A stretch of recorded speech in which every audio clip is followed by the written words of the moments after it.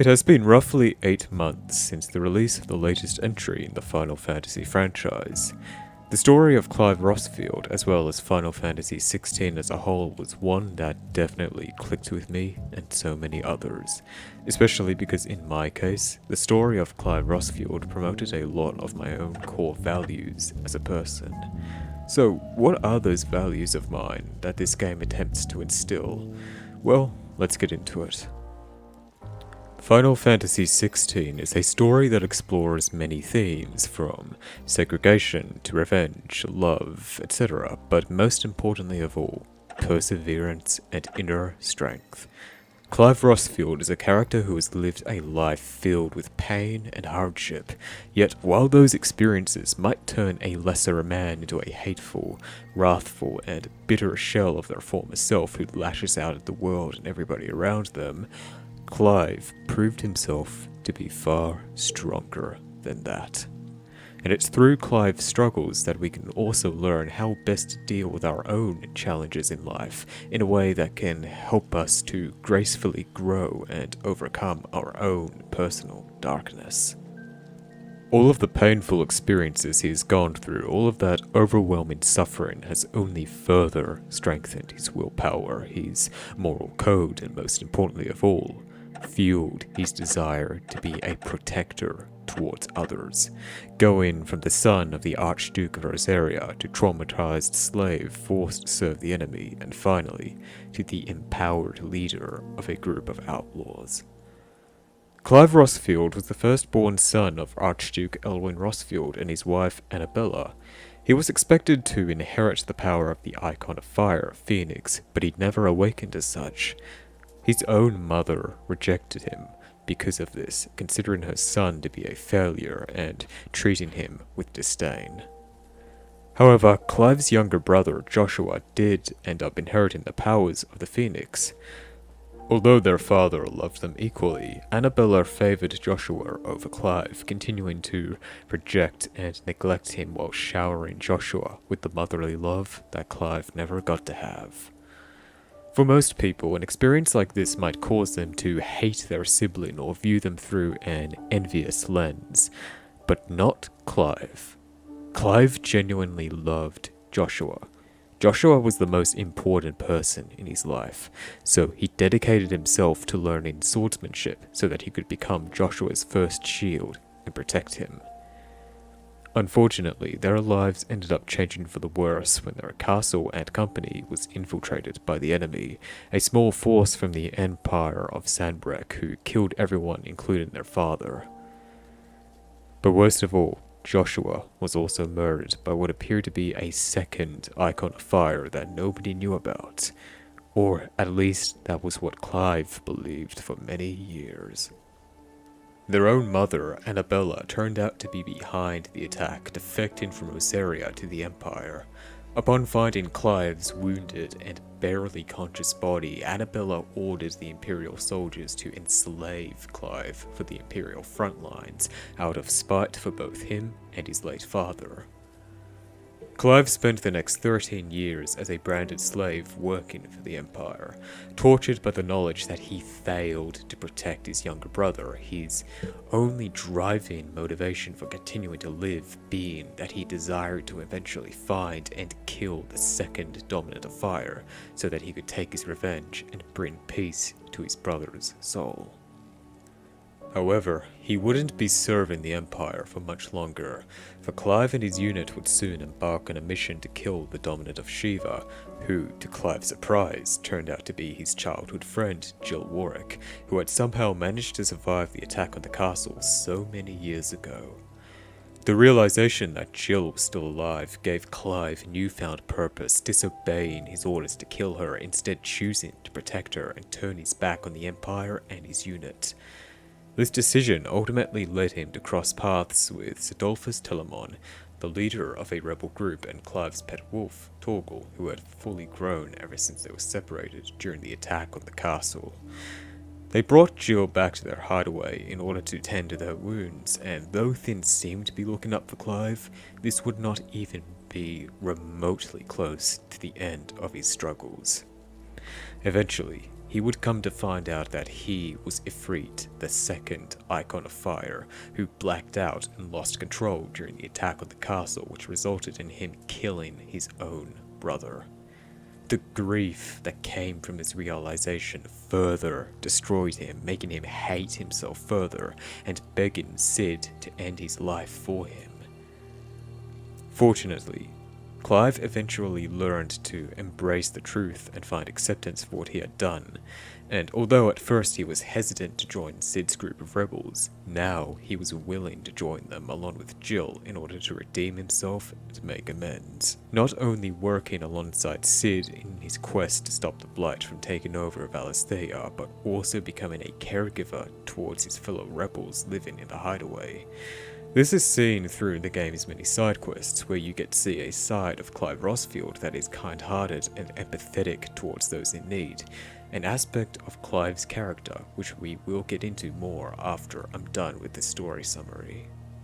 As the story progresses, Sid is eventually killed, and not only that, but Clive comes to the revelation that his brother, Joshua, is in fact alive and that he didn't die after all. In the aftermath of Sid's death, Clive took upon his name in order to continue his legacy as the second Sid, fully embracing his role as the new leader of the rebels, looking after everyone under his wing and committing himself to carrying on Sid's mission. This journey, of course, eventually led to him reuniting with his brother Joshua, now all grown up and on a mission of his own. Once again, Clive's life finally had purpose once again. Clive would continue to face great difficulty, struggles, and pain throughout the rest of the game, but no matter what, he stayed true to his morals. Although Clive could be wrathful towards his enemies at times, he remained good, kind, soft, and nurturing towards the loved ones under his care, often at the cost of his own well-being, which caused those around him, such as Jill, to implore that he needs to learn how to save himself for a change, telling him that throughout his life, he has never once taken the time to look after himself, and that this is something he needs to change. I will conclude our exploration of Clive's story here. Though Clive is ultimately successful in his mission, I feel like there isn't much need to explore the ending to this game and his story as a whole in order to uncover what we need to learn from his story. So what is there within the story of Clive Rosfield that we can learn from? Well, for starters, this is a man who has led a life where he was constantly beaten down, faced countless misfortune. Hell, this man even found himself in the crosshairs of Valisthea's equivalent to God. But despite all of the pain and tragedy in his life, despite how there were so many overwhelming odds stacked against him, he never quit. He never gave up. Even when he was at his lowest point, he continued fighting, persevering. But most importantly of all, he never allowed all of the darkness in his life, the darkness within himself, to compromise who he was as a person. Even when the world treated him like shit, he held onto his kind-hearted nature, staying true and faithful to the selfless morals that his father had instilled into him. He always made an effort to be a caregiver, a nurturer towards others, especially towards his own brother. Again, a lesser man might have chosen to hate or spite their own brother, all because their mother loved their sibling more than them. But even when Clive felt abandoned and unwanted by his mother, he still devoted his life to his little brother and his safety. He served as a caregiver, protector, and provider for Joshua, giving him all of the love, trust, and support he could ever need. And Clive's kind-hearted nature also extends to those around him, even strangers. There are so many side quests in this game that involve helping people, especially in small ways that might seem insignificant in the grand scheme of things, such as ensuring that someone in need has a warm meal. Just like Clive, instead of using our tragedies, trauma, and the negativity within ourselves to cause more pain in the world, lashing out because we're hurting, we can instead use all of our darkness as fuel in order to help people and enrich the lives of those around us. Clive Rosfield serves as a wonderful example as to how we can look after our own tribe, our people. Do not let the abundance of terrible things stacked against you turn you into a bad person. No matter what challenges you face, remain kind and supportive to those around you. Maybe you won't be able to save the world like Clive did, but just as importantly, you can save the individual lives of those around you through emotional support, kindness, trust, and understanding. There is nothing stopping you from changing the world on a smaller scale by changing the lives of the people you care about for the better. Look out to those in need, the people around you who are struggling or going through hardships, building bridges and connections through doing so. Follow Clive's example by providing camaraderie and connectedness towards those who need it most. Through helping other people, healing others, you also heal yourself.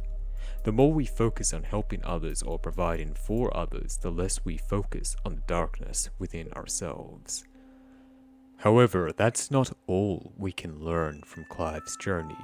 Though Clive's story may be one of being a protector and warrior in service of others, there's another important lesson Clive learns throughout the game that we must also heed: the importance of self-care and valuing oneself. Clive is a very kind and selfless man for sure, but looking out for others in the way he does often comes at the cost of his own well-being. He is ready to put anything and anyone before himself, willing to make himself a martyr for the sake of the greater good. However, those around him, particularly Jill Warwick, always emphasize the fact that he needs to learn to take better care of himself instead of viewing his own life as meaningless compared to others, willing to risk it all and throw it away. This is a huge lesson for Clive and a good reminder for any of us who find purpose in taking care of others as well. Keep looking out for the well-being of others. Remain kind. However, don't forget to be kind to yourself. Don't forget to look out for your own well-being as well. You are the most important person in your life, your own greatest ally, your own greatest supporter, and the better you take care of yourself, the more you'll be able to take care of others. It's a balancing act. You can't lean too far into one direction or the other. Find the middle ground between caring for others while also not neglecting yourself. Even if you are like Clive and circumstances in your life cause you to hate yourself, despise yourself, and refuse to acknowledge your own value, then I implore you to work on yourself and do your best to practice self-love so that you can eventually view yourself otherwise. You don't have to accomplish this overnight. Self-love can be a very difficult and rocky road to navigate, but starting is better than never starting at all. Remember, you have just as much value as everybody else. Do not let others tell you any different. So in conclusion, the things that we can learn from Final Fantasy XVI are as follows. 1.